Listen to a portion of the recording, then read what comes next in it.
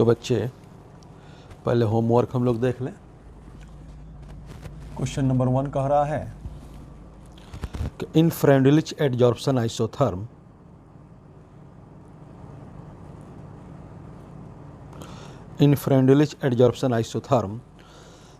The value of 1/n क्या होता है।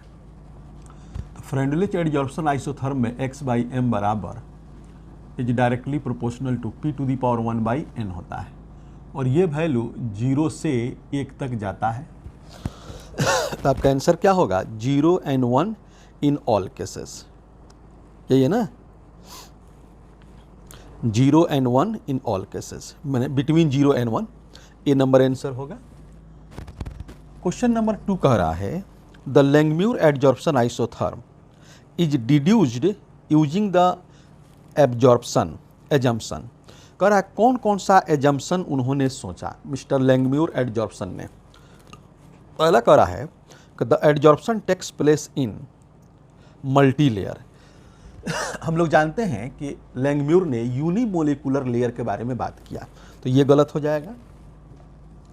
कह रहा है बी नंबर कह रहा है कि the adsorption sites are equivalent in their ability to adsorb their properties. बिल्कुल ये सही है कि यहाँ पे जितने भी साइट्स हमारे होते हैं सब इक्विवेलेंट होते हैं। क्वेश्चन नंबर 3 क्या कह रहा है? क्वेश्चन नंबर 3 कह रहा है in Langmuir model the adsorption of gas on a solid surface. कह रहा है कि ये क्या कह रहा है कि लैंगम्यूर मॉडल एडजॉर्प्शन के बारे में क्या कहता है। कह रहा है पहला the mass of gas striking to a given area of surface is proportional to pressure of the gas. ठीक है ना। कह रहा है कि ये बिल्कुल ये बात सही है। x/m जो है वह डायरेक्टली प्रोपोर्शनल टू, ये फॉर्मूला दिया है ना भाई, x/m बराबर AP/1 + BP। इसमें हम लोग 2 बात लिया था, एक तो प्रेशर को लेस करके लिया था और दूसरा प्रेशर को मोर करके लिया था। तो ये प्रेशर का डायरेक्टली प्रोपोर्शनल आ रहा था, तो आपका ए आंसर जाएगा।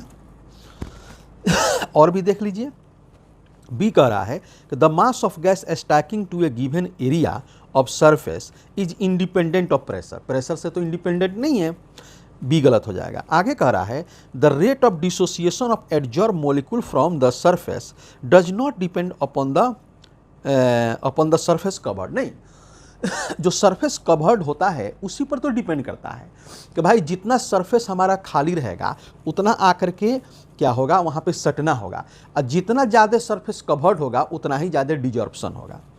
ठीक है ना। आगे कह रहा है डी नंबर में the adsorption of single sides on the surface में involved multiple molecules at the same time. ये बात गलत है।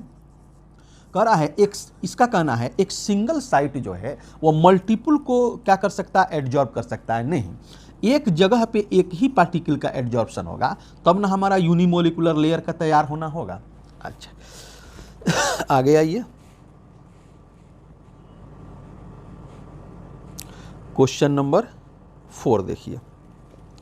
कह रहा है for Freundlich adsorption isotherm a graph of log x/m is plotted against log p, the slope of line and its y-axis intercept respectively।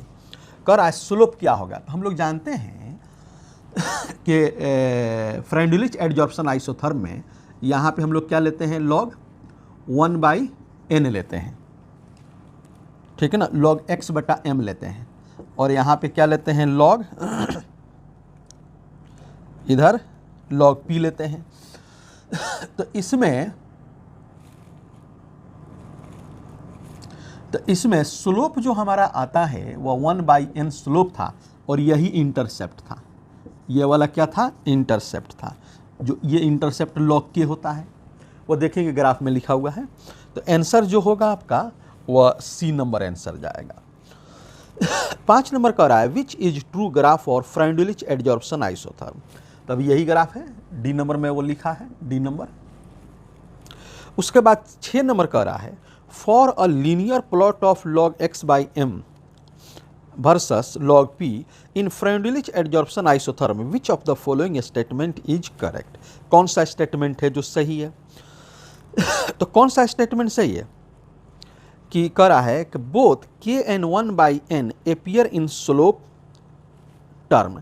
कह रहा है k और 1/n ये दोनों स्लोप में आता है। नहीं, ये दोनों स्लोप में नहीं आता। स्लोप में कौन आता है? सिर्फ 1/n स्लोप में आता है, जो आपका सी नंबर आंसर जाएगा। उसके बाद आप देखिए क्वेश्चन नंबर 7 कह रहा है in sugar industry activated charcoal is used for the decolourization of cane sugar. Cane sugar को डिकलराइज करने में, यानी केन शुगर जो मटमैला टाइप का होता है, उस पर एक धब्बा टाइप का उस पर चढ़ा रहता है, उसमें शाइनिंग क्रिएट करने के लिए किसका हम लोग इस्तेमाल करते हैं? कह रहा है हम लोग एक्टिवेटेड चारकोल जो होता है वह एडजॉर्बेंट के तौर पे हम इस्तेमाल करते हैं। इसलिए कि एडजॉर्प्शन जो होता है वह एडजॉर्बेंट पर ही होता है, तो एडजॉर्बेंट के तौर पे इस्तेमाल करते हैं। 8 नंबर में कह रहा है adsorbent used in the gas mass in. Adsorbent को हम लोग गैस मास के तौर पे कहाँ पे कैसे यूज करते हैं? एक्टिवेटेड चारकोल के तौर पे यूज करते हैं। आगे कह रहा है the given graph first second third 3 data दे रखा है। General trend observed for different physisorption and chemisorption processes under mild condition at temperature and pressure. Which of the following choice about first second third fourth correct? कौन सा है जो सही है? इसमें हमको ये बताना है कि इनमें कौन है जो फिजीजॉर्प्शन है और कौन है जो केमीजॉर्प्शन है, यही हम लोग को बताना है। आप ये देखिए एक नंबर में इस तरह का कुछ ग्राफ दे रखा है, ऐसे कुछ दे रखा है, यानी टेम्परेचर को बढ़ाने से एक्सटेंट ऑफ एडजॉर्प्शन घट रहा है। तो टेम्परेचर बढ़ाने से जब एक्सटेंट ऑफ एडजॉर्प्शन घटे तो ये हमारा फिजीजॉर्प्शन होता है। बी नंबर कह रहा है, ये फर्स्ट ग्राफ है। सेकंड में कह रहा है ऐसा कुछ दे रखा है, यानी टेम्परेचर बढ़ाने से एक्सटेंट ऑफ एडजॉर्प्शन बढ़ रहा है, तो ये केमीजॉर्प्शन हो गया। उसके बाद आप देखिए तीसरे नंबर में थर्ड जो ग्राफ दे रखा है वो क्या है? वो दे रखा है ऐसे कुछ दिया है, ये हमारा 200 है और ये 240 या 50 है, ठीक है ना। तो आप ये देखिए टेम्परेचर बढ़ाने से एडजॉर्प्शन कम हो रहा है, तो टेम्परेचर बढ़ाने से एडजॉर्प्शन कम हो तो ये फिजीजॉर्प्शन होता है। उसके बाद आप देखिए डी नंबर में कुछ ऐसा ग्राफ दिया गया है, ये एक्टिवेशन एनर्जी। तो एक्टिवेशन एनर्जी कहाँ पे होता है? केमीजॉर्प्शन में होता है। तो ये फिजीजॉर्प्शन, सेकंड केमीजॉर्प्शन, फिर फिजीजॉर्प्शन, फिर केमीजॉर्प्शन। यानी पहला कह रहा है ए नंबर में A is physisorption, second is chemisorption. A is physisorption, second is chemisorption, पहला सही है। दूसरा कह रहा है कि फर्स्ट इज फिजीजॉर्प्शन और third is chemisorption. First is physisorption, third is physisorption, तो ये सेकंड गलत चला जाएगा। 4 is chemisorption, second is chemisorption, कहाँ गया 4? ये 4 इज केमीजॉर्प्शन और कौन है? सेकंड इज केमीजॉर्प्शन, ये भी सही है। उसके बाद कह रहा है कि 4 इज केमीजॉर्प्शन और third is chemisorption. 4 is chemisorption, third is physisorption, ये गलत हो जाएगा। आइए अब क्लास लेते हैं।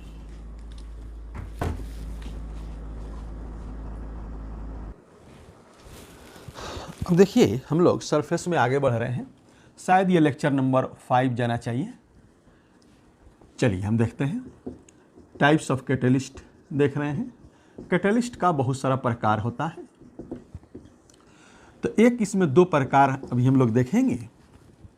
एक है पॉजिटिव कैटलिस्ट और दूसरा क्या है बाबू? Negative catalyst. Sorry, positive catalyst और निगेटिव कैटलिस्ट। जनरल जो कैटलिस्ट होता है, कैटलिस्ट का मतलब पॉजिटिव कैटलिस्ट ही होता है। कहीं पे कैटलिस्ट लिखा गया है उसका मतलब यही होता है, वो कैटलिस्ट जो रेट को बढ़ाता हो। तो कह रहा है हम 1 नंबर बात करने जा रहे हैं पॉजिटिव कैटलिस्ट के बारे में। इस पॉजिटिव कैटलिस्ट को सिंपली हम लोग कैटलिस्ट भी कहते हैं। कह रहा है कि पॉजिटिव कैटलिस्ट कौन होता है? कह रहा है कि द कैटलिस्ट, वह कैटलिस्ट विच जो रेजेस द रिएक्टिविटी रेट, जो रिएक्टिविटी रेट को बढ़ा देता हो, इज कॉल्ड, उसको हम लोग क्या कहते हैं, उसको कहते हैं पॉजिटिव कैटेलिस्ट। ठीक है ना। 2-3 एग्जाम्पल आपको दिमाग में रखना है। एग्जाम्पल नंबर 1 कह रहा है कि ये अल्कीन होता है, इसमें हाइड्रोजन देते हैं, निकेल हो चाहे प्लैटिनम हो चाहे पैलेडियम हो। तो क्या करता है, इस अल्कीन पर हाइड्रोजन बैठता है और रेट फास्ट होता है। अगर मान लीजिए कि ये कैटेलिस्ट जो हम दिए हैं इनको नहीं दें और सिर्फ ये अल्कीन पर हाइड्रोजन दें तो रेट बहुत स्लो होगा। ये जो कैटेलिस्ट है ये पॉजिटिव कैटेलिस्ट का काम करता है, यानी रेट बढ़ाने का काम करता है। एग्जाम्पल नंबर 2 लीजिए। एग्जाम्पल नंबर 2 कह रहा है SO2 + O2 = SO3। ठीक है ना। इसमें जो हम लोग कैटेलिस्ट लेते हैं वो आप प्लैटिनम सॉलिड लेते हैं या V2O5 सॉलिड लेते हैं। ये अगर मान लीजिए कि प्लैटिनम नहीं दे रहे हैं या V2O5 नहीं दे रहे हैं तो रेट बहुत स्लो होगा। इस प्लैटिनम को हम लोग क्या कहते हैं, प्लैटिनाइज्ड एस्बेस्टॉस भी कहते हैं, प्लैटिनाइज्ड एस्बेस्टॉस भी कहते हैं। ठीक है ना। यानी इस रिएक्शन में प्लैटिनम हो चाहे वैनेडियम पेंटाऑक्साइड हो, ये पॉजिटिव कैटेलिस्ट का काम करता है, रेट बढ़ाने का काम करता है। उसके बाद एक और एग्जाम्पल लीजिए, एनसीईआरटी इसको लिखा है, कह रहा है कि KClO3 है, इसका रिएक्शन हम लोग क्या करते हैं, हीट करते हैं, तो ये 2KCl बनता है और +3O2 बनता है। बात समझ रहे हैं ना। इसमें जो हम लोग कैटेलिस्ट देते हैं उसका नाम है मैग्नीज डाइऑक्साइड। मैग्नीज डाइऑक्साइड, तो ये मैग्नीज डाइऑक्साइड पॉजिटिव कैटेलिस्ट का काम करता है जो इसके रेट को बढ़ाता है। उतारिए।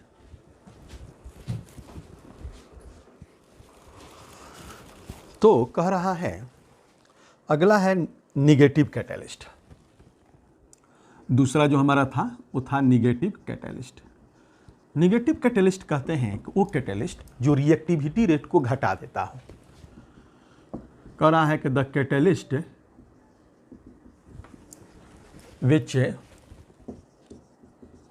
डिक्रीज द रिएक्टिविटी रेट, जो रिएक्टिविटी रेट को घटा देता हो उसको हम लोग क्या कहते हैं, उसको कहते हैं निगेटिव कैटेलिस्ट। जो रेट को कम कर देता हो। इसका एग्जाम्पल लिख लीजिए। एग्जाम्पल सब आपको दिमाग में रखना है। कह रहा है कि H2O2 जो हाइड्रोजन पेरोक्साइड गैस होता है, इसमें ग्लिसरॉल दीजिए, या ग्लिसरॉल नहीं दे रहे हैं तो फॉस्फोरिक एसिड दीजिए, H3PO4 दीजिए, तो ये जाता है 2H2O + O2 में। तो ये दोनों जो है या तो ग्लिसरॉल या फॉस्फोरिक एसिड दे रहे हैं तो ये निगेटिव कैटेलिस्ट का काम करता है। अगर ये नहीं देंगे तो हाइड्रोजन पेरोक्साइड अनस्टेबल होता है, ये H2O में फास्टली टूट जाता है। अगर ये दे देंगे तो उनके टूटने के रेट को स्लो कर देगा। एग्जाम्पल नंबर 2 लीजिए। एग्जाम्पल नंबर 2 में जो है CHCl3 क्लोरोफॉर्म है, इसका हम ऑक्सीडेशन करते हैं तो ये बनता है COCl2 बनता है, अब प्लस क्या बनेगा, HCl बनेगा। बैलेंस कर लीजिए। ठीक है ना। ये दिया गया। इस वाले में जो कैटेलिस्ट हम लोग इस्तेमाल करते हैं वह इथाइल अल्कोहल इस्तेमाल करते हैं, C2H5OH, 1% इथाइल अल्कोहल इस्तेमाल करते हैं। अगर हम ये नहीं देंगे तो ये रेट क्या होगा, फास्ट होगा। अगर ये दे देते हैं तो रेट क्या होगा, स्लो हो जाएगा। इसको फॉस्जीन गैस कहते हैं। ये जो है ना, इसका स्ट्रक्चर कुछ ऐसा होता है, ये फॉस्जीन गैस होता है और ये डेडली पॉइजनस होता है, बहुत जहरीला होता है। ठीक है ना। उसके बाद हम बात करने जा रहे हैं अगला नंबर में, जिसका नाम है ऑटो कैटेलिस्ट। एक कैटेलिस्ट होता है ऑटो कैटेलिस्ट, यानी खुद कैटेलिस्ट का काम करेगा। कह रहा है ऑटो कैटेलिस्ट में द रिएक्शन, वो रिएक्शन इन विच जिसमें एनी वन प्रोडक्ट, कोई एक प्रोडक्ट जो है, बिहेव्स एज कैटेलिस्ट, कैटेलिस्ट का काम करने लगे, उसको हम लोग क्या कहते हैं, ऑटो कैटेलिस्ट। जैसे एग्जांपल, हम लोग जो ईस्टर का हाइड्रोलाइसिस करते हैं CH3COOC2H5, इसमें पानी रखते हैं और एसिड कैटेलिस्ट के प्रेजेंस में हम क्या करते हैं, इसका हाइड्रोलाइसिस करते हैं। तो बनता है एसिटिक एसिड बनता है, अब प्लस क्या बनता है, इथाइल अल्कोहल बनता है। तो ये तो कैटेलिस्ट है, ठीक है, लेकिन ये जो है ना, ये वाला, यही है ऑटो कैटेलिस्ट। ऑटो कैटेलिस्ट ये प्रोडक्ट भी है, ऑटो कैटेलिस्ट भी है। देखा गया है कि ज्यों ही इसका बनना शुरू होता है तो रेट जो पहले था उससे आगे बढ़ जाता है, उससे फास्ट हो जाता है। आपको भी लगना चाहिए ऐसा क्यों होगा, इसलिए कि ये कैटेलिस्ट एसिड है और ये भी एसिड है। तो एसिड जब आएगा तो इस एसिड को प्रेफर करेगा, लाइक डिजॉल्व लाइक के कारण, तो रेट फास्ट हो जाता है। उसके बाद है बायो कैटेलिस्ट। एक होता है बायो कैटेलिस्ट। इसी कैटेलिस्ट को हम लोग क्या कहते हैं, इंजाइम कहते हैं। कह रहा है कि द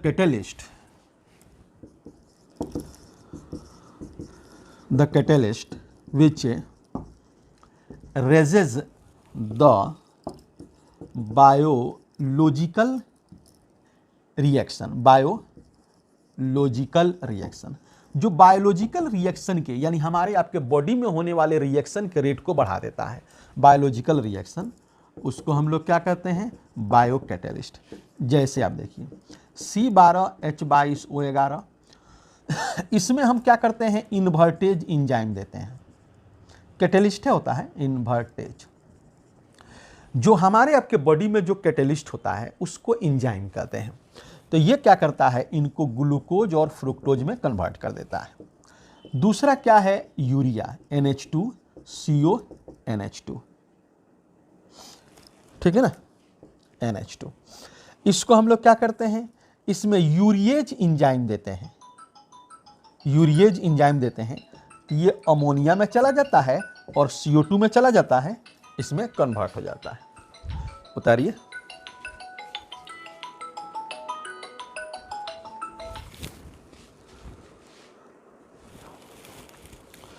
अब देखो एक होता है catalyst modifier. Catalyst modifier, catalyst modifier क्या होता है, कह रहा है कि द सब्सटेंस, वह substance which changes the mood off catalyst, जो कैटेलिस्ट के मूड को चेंज कर देता हो, इज कॉल्ड कैटेलिस्ट मॉडिफायर। ये दो होता है, एक होता है कैटेलाइटिक प्रोमोटर, कैटेलाइटिक प्रोमोटर, और दूसरा होता है कैटेलाइटिक पॉइजन। पहला जो है catalytic promoter, catalytic promoter, catalytic promoter वो होगा द कैटेलिस्ट विच जो इनहांसेस द एक्शन ऑफ कैटेलिस्ट, जो कैटेलिस्ट के एक्शन को बढ़ा देता हो, उसको हम लोग क्या कहते हैं, कैटेलाइटिक प्रोमोटर कहते हैं। इसका एग्जाम्पल क्या है, N2 + 3H2 बराबर 2NH3 जो होता है, ये आयरन कैटेलिस्ट है, और ये मोलिब्डेनम क्या है, ये प्रोमोटर है। ये वाला जो होता है ना आयरन, इस रिएक्शन में ये कैटेलिस्ट होता है, और ये जो है ये प्रोमोटर है, प्रोमोटर है। ये मोलिब्डेनम आयरन जो कैटेलिस्ट है, इसके एक्शन को बढ़ाता है। उसके बाद आइए दूसरा नंबर एग्जाम्पल एक और लीजिए। करा है वेजिटेबल ऑयल जो है, वेजिटेबल ऑयल, इसमें हाइड्रोजन दीजिए और इसमें निकेल सिर्फ दीजिए, उसके साथ कॉपर भी दे दीजिए, तो ये बनाता है वेजिटेबल घी, वेजिटेबल घी बनाता है। तो ये निकेल जो है ये कैटेलिस्ट है, और ये कॉपर क्या है, प्रोमोटर है, जो कैटेलिस्ट निकेल के एक्शन को बढ़ाता है। उतारिए।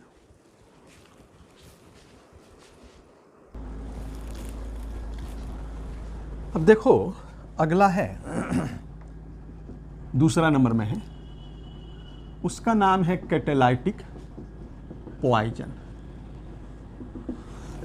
ये क्या हुआ, the catalyst which decreases the action, catalyst नहीं ये सब्सटेंस है,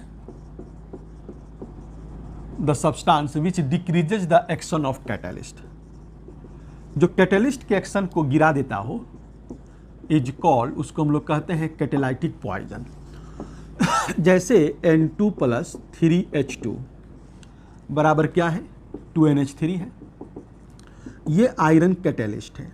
इसमें अगर हम मोलिब्डेनम दे रहे हैं तो ये हमारा क्या है, ये प्रोमोटर है, प्रोमोटर है यानी रेट को बढ़ाएगा, ये तो कैटेलिस्ट है।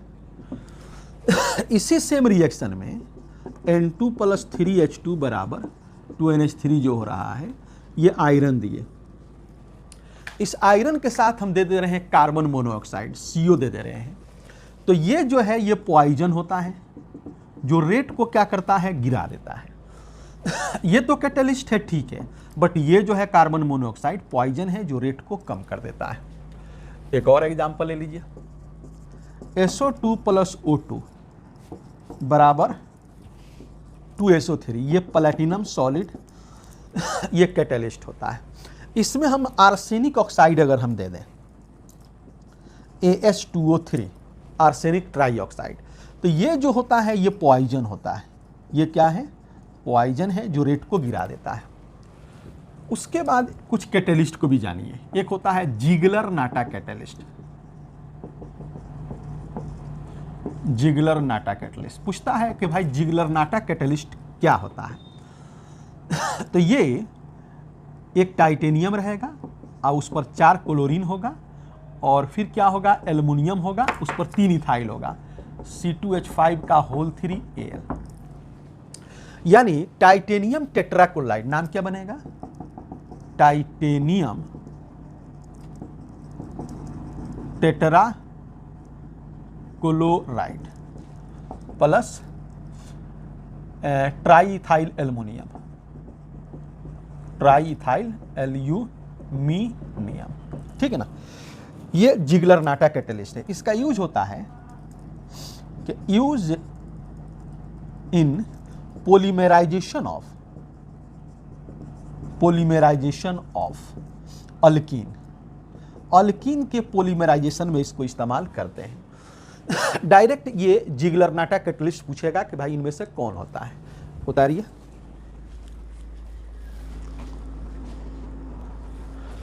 अब देखो कैटलिस्ट का लास्ट नंबर जो पॉइंट है वो है shape selective catalyst. Shape selective catalyst, shape selective catalyst किसे कहते हैं, कह रहा है कि द कैटलिस्ट हुज एक्शन, जिसका जो एक्शन है डिपेंड्स अपॉन, निर्भर करता है, pores of catalyst, pores in catalyst, catalyst के अंदर जो छिद्र है उस पे, and size of reactant and product, reactant and product के साइज पर डिपेंड करता है। यानी वो कैटलिस्ट जिसका एक्शन डिपेंड करता हो कैटलिस्ट के अंदर जो छिद्र है उस पे और size of reactant and product, उसको शेप सेलेक्टिव कैटलिस्ट कहते हैं। इसका जो एग्जाम्पल होता है जियोलाइट, जियोलाइट, इसी जियोलाइट को ZSM5 भी कहते हैं। क्या कहते हैं, ZSM5 कहते हैं। कह रहा है कि ये इसका 3D स्ट्रक्चर होता है, एक तो 3 डायमेंशनल स्ट्रक्चर होता है और हॉनी कॉम्ब लाइक स्ट्रक्चर होता है, यानी इस तरह का।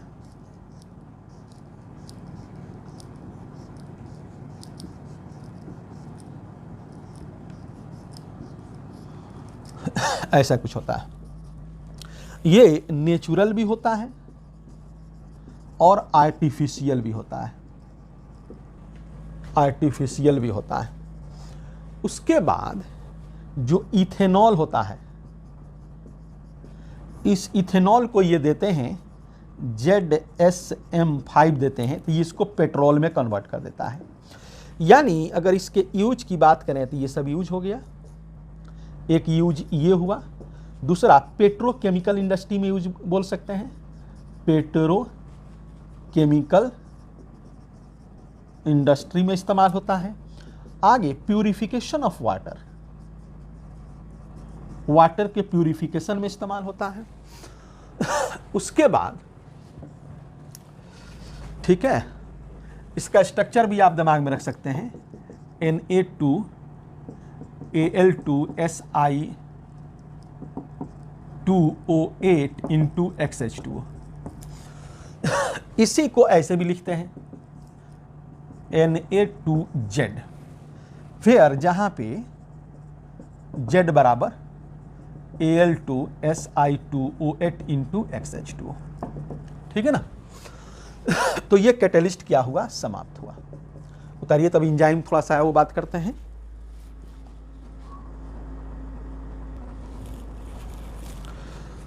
तो बच्चे अब हम लोग देखने जा रहे हैं इंजाइम। इंजाइम क्या है? कह रहा है कि इंजाइम्स जो होते हैं, enzymes are biological catalyst, biological catalyst which raises the biological reaction। जो हमारे आपके बॉडी के अंदर जो रिएक्शन होता है, केमिकल चेंज होता है, उसको कैटेलाइज करता है। ये जो होता है, these are complex nitrogenous compound.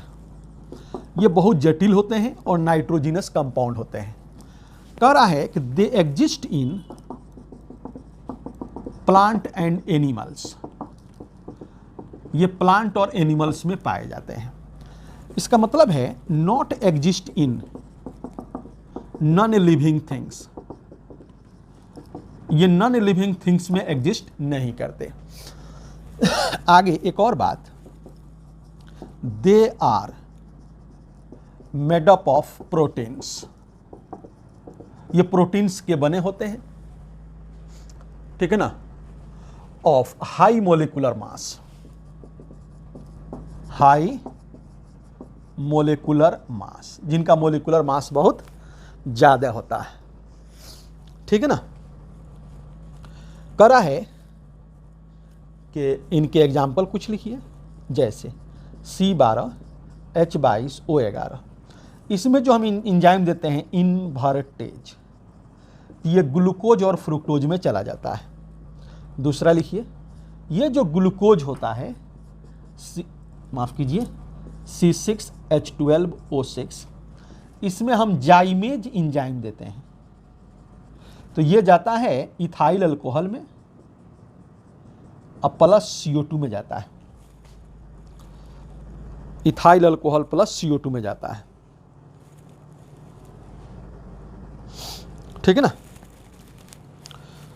उसके बाद जो मिल्क होता है, यूरिया जो होता है NH2CONH2, इसमें यूरिएज एंजाइम देते हैं।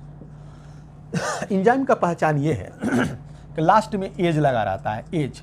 तो यूरिएज एंजाइम देते हैं, तो ये किस में जाता है, अमोनिया में जाता है और कार्बन डाइऑक्साइड में जाता है।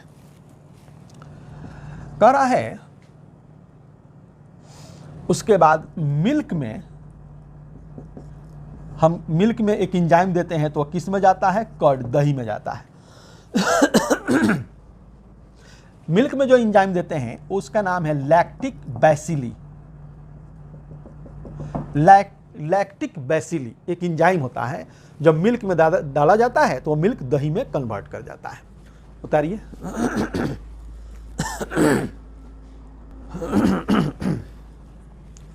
अब देखो कैटलिस्ट के बारे में, पहला बात इफिशियंसी। कैटलिस्ट का जो इफिशियंसी है, ताकत है, उसके बारे में कह रहा है कि दे आर, यानी कैटलिस्ट हाईली इफिशियंट कैटलिस्ट, बहुत जरूरी, इसका जरूरत हमारे आपके बॉडी में बहुत हाई है। करा है and they increases the rate of biological reaction to 10 to the power 8 to 10 to the power 20 times। ये 100 लाख गुना से 10 to the power 20 टाइम्स बहुत ज़्यादा बढ़ा देता है। आप एक एग्जाम्पल से समझिए, एक note, if there is no enzyme in our body, हमारे आपके बॉडी में अगर इंजाइम नहीं हो, देन तब मैंने इंजाइम का मतलब है digestive enzyme, digestive enzyme. If there is no enzyme in our body, then it takes 50 years, 50 साल to digest a single meal. एक लुकमा को पचाने के लिए 50 साल का समय लगेगा अगर हमारे आपके बॉडी में एंजाइम नहीं हो। दूसरा क्या है कि एंजाइम्स जो होते हैं, enzymes are highly specific their in action, specific in their action, अपने एक्शन में काफ़ी स्पेसिफिक होता है। इसका मतलब क्या है? मीन्स अ पर्टिकुलर, एक खास enzyme, particular enzyme is responsible for a particular action. एक पर्टिकुलर इंजाइम किसी पर्टिकुलर एक्शन के लिए क्या है? रिस्पॉन्सिबल है। तीसरा नंबर देखिए, कह रहा है कि अ लिटिल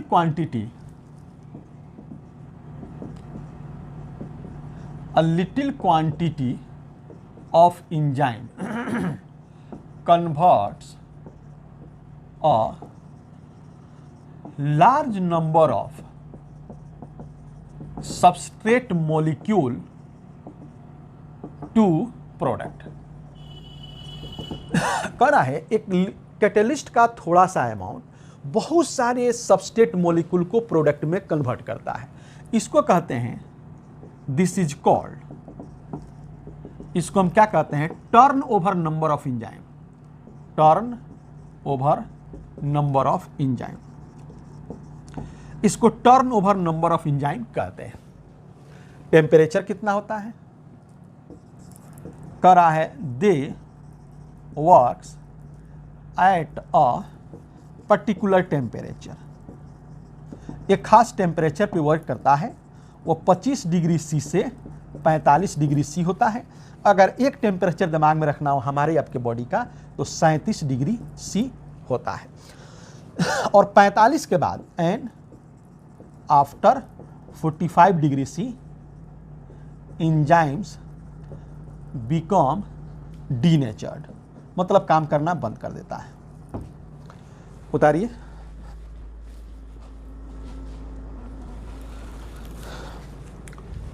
करा है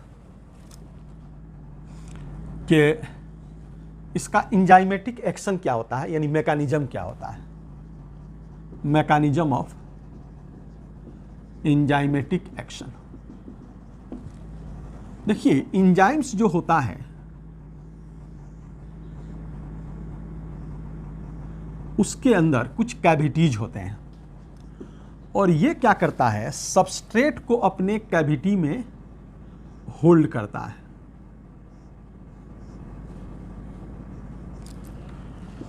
और एक कॉम्प्लेक्स बनाता है।